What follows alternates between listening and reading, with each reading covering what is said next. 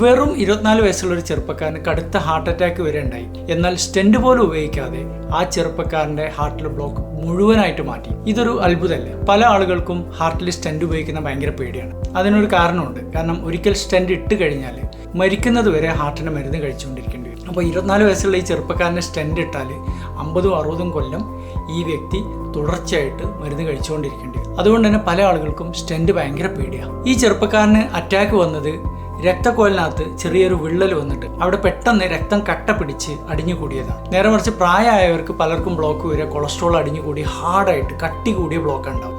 ചെറുപ്പക്കാരന് സംഭവിച്ചത് രക്തം കട്ട പിടിച്ച് സോഫ്റ്റ് ആയിട്ടുള്ള ക്ലോട്ടിന്റെ ബ്ലോക്കാണ്. എന്നിട്ട് അതെങ്ങനെ മാറ്റി എന്നുള്ളതല്ലേ? നമ്മളൊരു സ്പെഷ്യൽ ആയിട്ടുള്ള ഒരു ആസ്പിരേഷൻ കത്തീറ്റർ എന്ന് പറയുന്ന ഒരു ഉപകരണം, അത് ഈ ബ്ലോക്കിന്റെ ഭാഗത്തേക്ക് കൊണ്ടുപോയി ഈ ബ്ലോക്ക് നമ്മൾ സക്ക് ചെയ്ത് വലിച്ചിടും. എന്ന് വെച്ചാൽ ഊറ്റിയെടുക്കും. മുഴുവനായിട്ടും ആ ക്ലോട്ട് ഈ ട്യൂബിനകത്തേക്ക് കടന്നു വന്നു കഴിഞ്ഞാൽ ഈ ട്യൂബ് നമ്മൾ പുറത്തെടുത്തിട്ട് ഊറ്റിയെടുത്ത രക്തക്കട്ട പിന്നെ നമ്മൾ പുറത്തേക്ക് കളയും. അങ്ങനെ രക്തോട്ടം മുഴുവനായിട്ട് പുനഃസ്ഥാപിക്കും. 3-ാമത്തെ ദിവസം ഈ ചെറുപ്പക്കാരനെ ഡിസ്ചാർജ് ചെയ്ത് വീട്ടിലേക്ക് വിട്ടു. ഏറ്റവും വലിയ മെച്ചം എന്താണെന്ന് വെച്ചാൽ സ്റ്റെന്റ് ഉപയോഗിക്കാത്തതുകൊണ്ട് ഈ ചെറുപ്പക്കാരന് സ്റ്റെന്റ് സംബന്ധമായിട്ടുള്ള ഒരു മരുന്നും പിന്നീട് ജീവിതകാലം മുഴുവൻ ഉപയോഗിക്കേണ്ട ആവശ്യമില്ല എന്നുള്ള. അറ്റാക്ക് സംഭവിച്ച ഒരുപാട് വ്യക്തികൾക്ക് ഇതുപോലെ സ്റ്റെന്റ് ഉപയോഗിക്കാതെ ബ്ലോക്ക് നീക്കാൻ വേണ്ടിയിട്ട് നമുക്ക് സാധിക്കും.